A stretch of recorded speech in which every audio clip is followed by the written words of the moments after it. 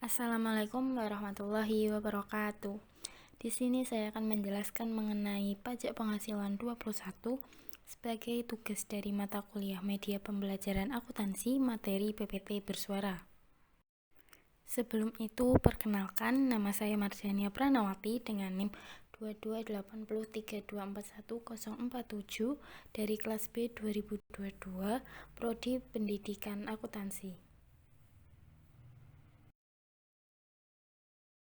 Yang pertama, kita akan membahas mengenai pengertian dari pajak penghasilan pasal 21.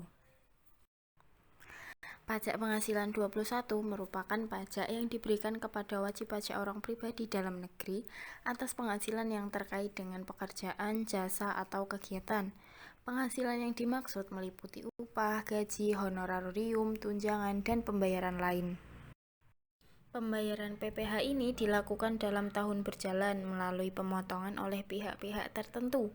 Pihak yang wajib melakukan pemotongan, penyetoran, dan pelaporan PPh pasal 21 adalah pemberi kerja, bendaharawan pemerintah, dana pensiun, badan, perusahaan, dan penyelenggara kegiatan. Selanjutnya kita akan membahas mengenai wajib pajak PPh 21. Sebelumnya, kita harus mengetahui apa itu wajib pajak. Wajib pajak adalah orang pribadi atau badan meliputi pembayar pajak, pemotong pajak, dan pemungut pajak yang mempunyai hak dan kewajiban perpajakan sesuai dengan ketentuan peraturan perundang-undangan perpajakan. Selanjutnya, terdapat beberapa wajib pajak di PPh 21, yaitu yang pertama, ada pegawai. Pegawai merupakan orang pribadi yang bekerja pada pemberi kerja. Pegawai memperoleh imbalan yang dibayarkan karena telah melakukan pekerjaan atau kegiatan tertentu. Yang kedua, ada penerima uang pesangon, pensiun atau uang manfaat pensiun, tunjangan hari tua atau jaminan hari tua, termasuk ahli warisnya. Yang ketiga, ada bukan pegawai yang mendapatkan imbalan. Contoh dari bukan pegawai adalah dokter, arsitek, pengacara, akuntan, dan lain-lain. Yang keempat, ada anggota Dewan Komisaris atau Dewan Pengawas yang tidak merangkap sebagai pegawai tetap pada perusahaan yang sama. Yang kelima, ada mantan pegawai. Terakhir, ada peserta kegiatan yang memperoleh penghasilan karena keikutsertaannya dalam suatu kegiatan, seperti peserta lomba, peserta rapat atau konferensi, pertemuan, dan lain-lain. Selanjutnya, ada objek pajak dari PPh pasal 21. Yang pertama, penghasilan yang diterima atau diperoleh oleh pegawai tetap berupa penghasilan yang bersifat teratur maupun tidak teratur. Yang kedua, ada penghasilan pegawai tidak tetap atau tenaga kerja lepas berupa upah harian, upah mingguan, upah satuan, upah industri, atau upah yang dibayarkan secara bulanan. Yang ketiga, ada imbalan kepada bukan pegawai, antara lain berupa honorarium, komisi, fee, dan imbalan sejenis dengan nama dan dalam bentuk apapun, sebagai imbalan sehubungan dengan pekerjaan, jasa, dan kegiatan yang dilakukan. Terakhir, ada imbalan kepada peserta kegiatan antara lain berupa uang saku, uang representasi, uang rapat, honorarium, hadiah atau penghargaan dengan nama dan dalam bentuk apapun, dan imbalan sejenis dengan nama apapun. Selanjutnya, terdapat pengecualian PPh pasal 21, yaitu pendapatan atau penghasilan yang tidak dipotong oleh PPh pasal 21. Yang pertama, ada pembayaran dari perusahaan asuransi karena kecelakaan, sakit, atau karena meninggalnya orang yang tertanggung, dan pembayaran asuransi beasiswa. Kedua, ada bantuan atau sumbangan, termasuk zakat yang diterima oleh badan amil zakat atau lembaga amil zakat yang dibentuk atau disahkan oleh pemerintah. Yang terakhir, yaitu penerimaan dalam bentuk natura dan atau kenikmatan apapun yang diberikan oleh wajib pajak atau pemerintah. Selanjutnya, terdapat perhitungan PPh pasal 21. Rumus yang digunakan untuk menghitung PPh pasal 21 adalah tarif dikali dengan dasar pengenaan pajak. Di sini terdapat tabel, yaitu lapisan penghasilan kena pajak dengan tarif pajak.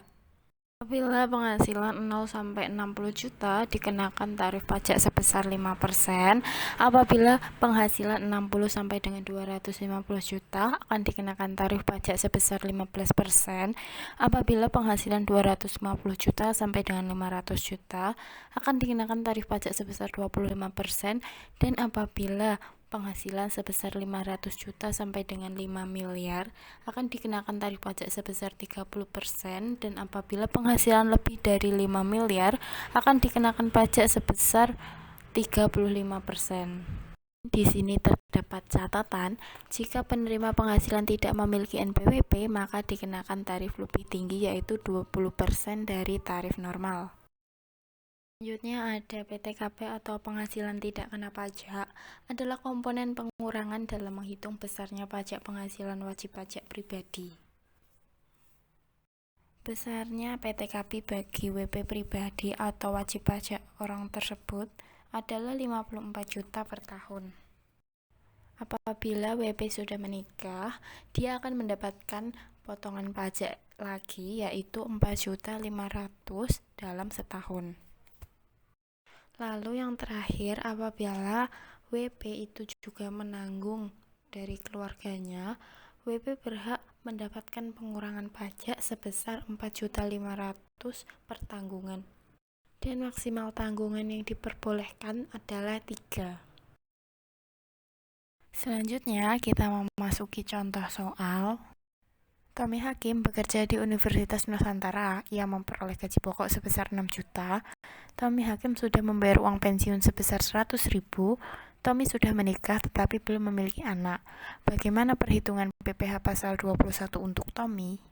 Dari soal tersebut kita bisa menghitung PPh pasal 21 untuk Tommy. Selanjutnya kita memasuki perhitungan PPh pasal 21 untuk Tommy.